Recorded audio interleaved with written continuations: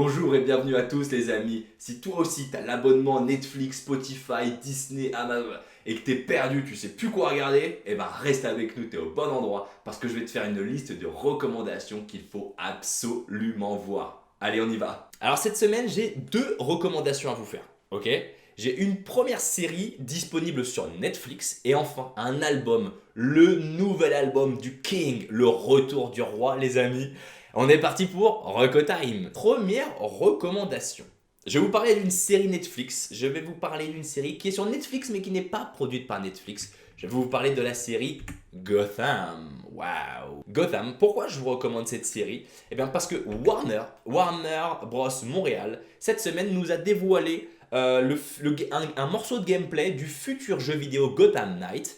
Donc vous me connaissez les amis dans le chat, moi je suis un Bat fan absolu et je me devais de réagir à à cette actualité culturelle qui est insane, qui m'a explosé la tête. Pourquoi? Donc voilà pourquoi je voulais vous recommander la série. La série maintenant. C'est une série évidemment qui se passe autour de l'univers de Batman, particulièrement Bruce Wayne, donc que nous connaissons, qui est la personne physique incarnant le chevalier masqué. Bruce Wayne, qui est un orphelin qui a grandi dans les rues de Gotham City où la criminalité fait rage et qui a assisté très jeune au meurtre de ses parents. Donc, comme je disais, dans une ville Gotham City qui est corrompue jusqu'à la moelle.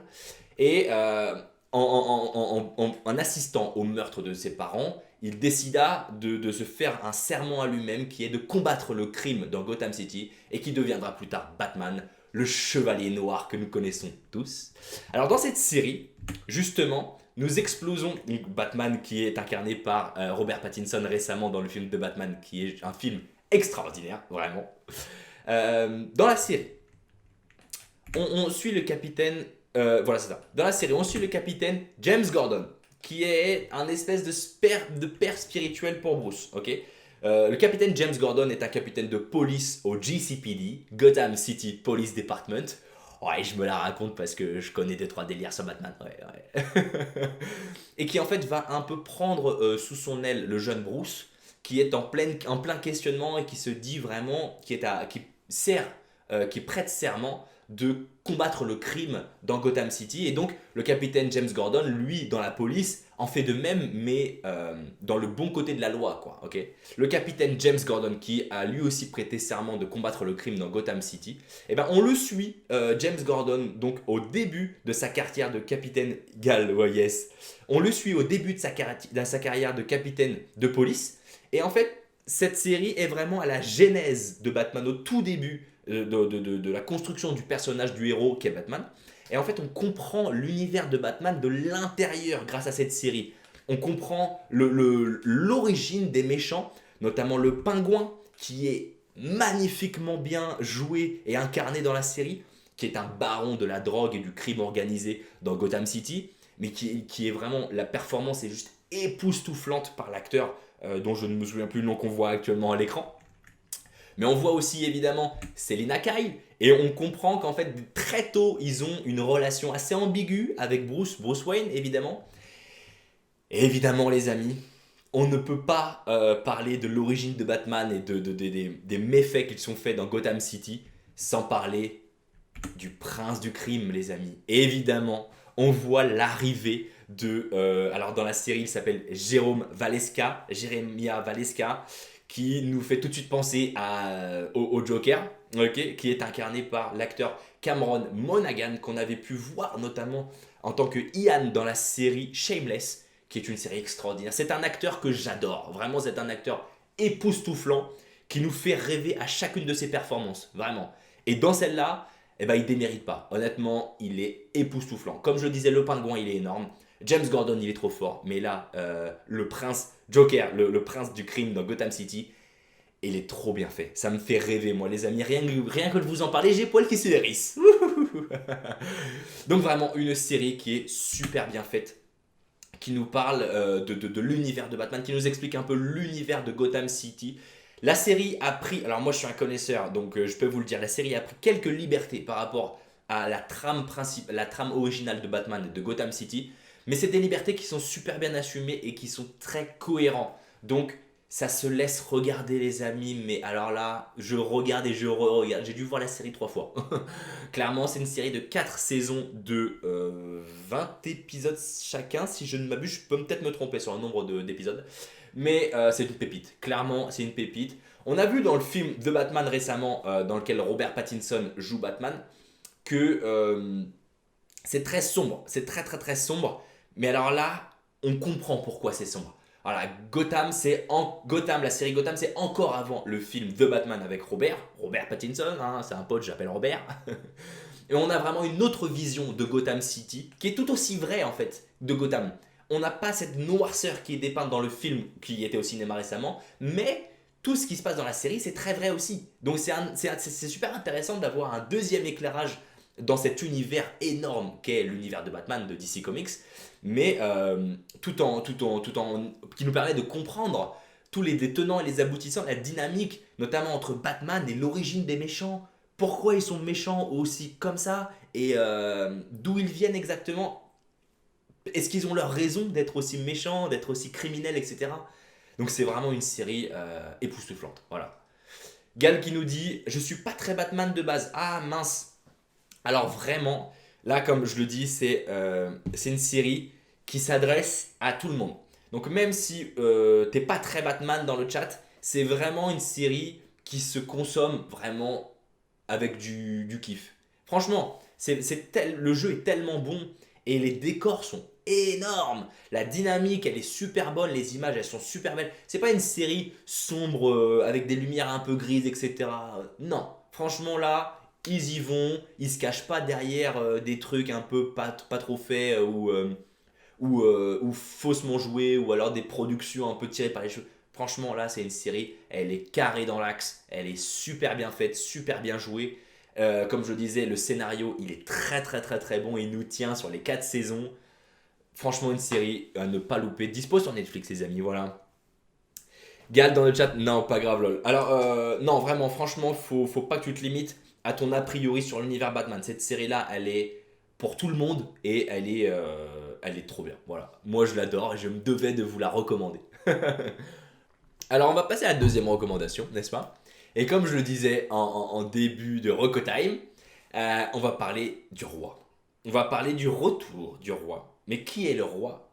Qui est le roi dans le chat? Vous me dites. Alors Gal me dit dans le chat, j'irai jeter un œil. Vraiment Gal, c'est des épisodes de 40 minutes.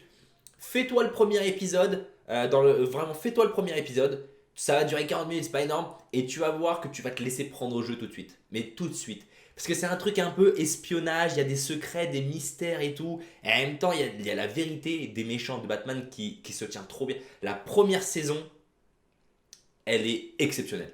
Elle est exceptionnelle. La première saison de Gotham, elle est exceptionnelle. Je te le dis, elle est trop forte. Jusqu'au dernier épisode, tu ne sais pas ce qui va se passer. Et évidemment, je ne vais pas te spoiler. Roi sans couronne, lol, le seul que je connais. Gal, MDR. Ah, j'adore Gal dans le chat. C'est trop drôle, c'est trop drôle. Et évidemment, on va parler du roi. Donc, retour sur la deuxième recommandation. Retour du roi. Je parle de qui? Je parle de qui? Évidemment, je parle de Kendrick Lamar, le retour du roi du rap game, le plus grand rappeur de tous les temps, les amis. Alors, dans une recommandation précédente, je ne sais pas si tu te souviens, Gal, mais je vous avais recommandé son dernier album qui s'appelle Damn, D-A-M-N, dans lequel qui nous parle du racisme aux États-Unis et qui dénonce de manière absolument époustouflante et tellement bien faite techniquement le racisme que vive la population afro-américaine. Album pour lequel il a reçu un prix Pulitzer. Hein. Au cas où, c'est quand même sa petite couronne. Hein. Des rappeurs ou même des musiciens qui reçoivent le prix Pulitzer, qui est normalement un prix de journaliste, si je ne m'abuse, quand même, faut le faire. Quand même, le mec est très très très bon quand même. Hein. Et alors là, le retour du roi, le retour de Kendrick, il revient avec un nouvel album. Après 5 années sans album, Dem, son dernier album a été posté, a été publié en 2017. Il revient avec son nouvel album qui s'appelle Mr. Morally and the Big Steppers. Waouh! Ça en jette les amis, déjà le titre il me fait rêver, ok. Alors c'est un album, il a rien à voir avec Damn. Damn, dans son dernier album d'avant, comme je le disais, il parle de la communauté afro-américaine, donc il dénonce des messages, des injustices qui sont faites à la communauté entière. Mais cet album-là, il est hyper personnel, hyper personnel. On sait que depuis l'album Damn de 2017, il y a 5 ans, il est devenu père de 2 enfants. Clairement, le fait d'être parent, est clairement au centre du projet.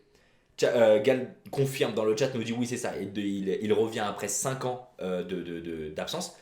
Et dans cet album-là, il aborde des sujets qui sont très communautaires, mais dans sa vie à lui, de sa vision à lui, de son prisme à lui. Là où dans Damn, il était pas vraiment, il parlait pas vraiment de lui.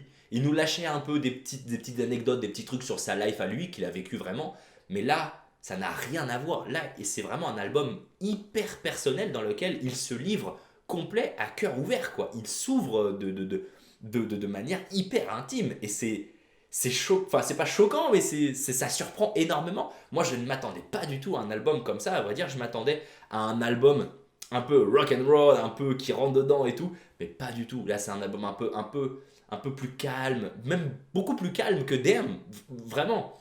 Euh, et comme je disais, il nous parle de fait de devenir papa et de ce que ça engendre, de ce que lui a vécu plus jeune, de son rapport, lui, à son père, et donc de l'image qu'il veut donner à ses enfants.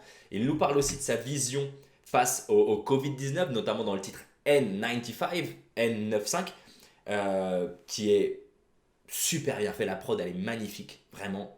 Il nous parle en plus de quelque chose que je ne connaissais pas chez l'artiste, puisqu'il n'en a jamais parlé. Il n'en a jamais parlé publiquement. Il parle de sa santé mentale et de ses problèmes de santé mentale avec laquelle il essaie de gérer au mieux. Il nous dit notamment qu'il est suivi par quelqu'un, par un groupe de spécialistes autour de sa santé mentale, afin qu'il gère de manière saine sa vie actuelle, la popularité, la notoriété, tous les prix qu'il a amassés avec son dernier album qui l'ont propulsé dans les rangs du génie de la musique, clairement. Il est devenu au même rang que Prince ou Michael Jackson ou The Beatles ou trucs comme ça. Il est vraiment en haut, quoi. Et donc ça lui a fait un peu vriller depuis 5 ans, il nous en parle. Il nous parle aussi de la masculinité, qui est un thème, si je peux dire que c'est un thème, un axe qui est un peu toxique concernant la communauté afro-américaine. En fait, il nous donne sa théorie des choses. Il nous dit que la plupart des Afro-Américains ont un problème d'identité, de masculinité et se réfugient dans les gangs, dans le gangsta game pour paraître homme. Bon, c'est sa théorie, hein. Après, il est sûrement mieux placé que moi pour en savoir, pour en parler. Après tout, il a reçu un prix Pulitzer quand même, donc je pense qu'il a deux trois notions quand il s'agit de dénoncer quelque chose. Et c'est quelque chose de très intéressant parce que moi, je n'aurais jamais pensé que ça pouvait être un problème, la masculinité pour la population afro-américaine.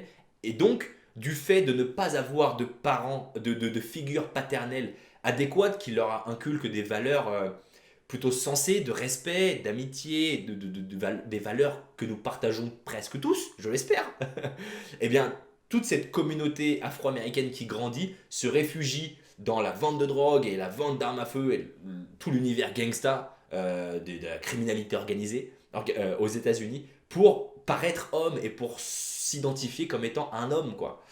Donc bon, après le prix Pulitzer de Damn, il nous explique que c'est pas un héros en fait, c'est un gars normal avec une santé mentale fragile et tous les problèmes qu'il vit en tant que père ayant reçu une image paternelle pas forcément adéquate. Donc vraiment les amis, c'est un excellent album avec une technique incroyable, mais vraiment j'ai lu un peu les analyses ou les trucs comme ça. Il fait des références même à Shakespeare, hein, il nous entraîne avec lui dans son intimité et il le fait d'une manière, c'est un génie quoi. On rentre vraiment dans l'intérieur de Kendrick Lamar, dans sa vie et ses problèmes d'homme, de manière époustouflante. Voilà. Dans le chat là, Magal, est-ce que tu vas est-ce que tu vas streamer un peu Kendrick ou pas du tout? Je rappelle le nom de l'album, Mr. Morally and the Big Steppers. Rocco Time fait partie de mon talk show que j'anime en live tous les dimanches à 19h, ici même sur ma chaîne YouTube.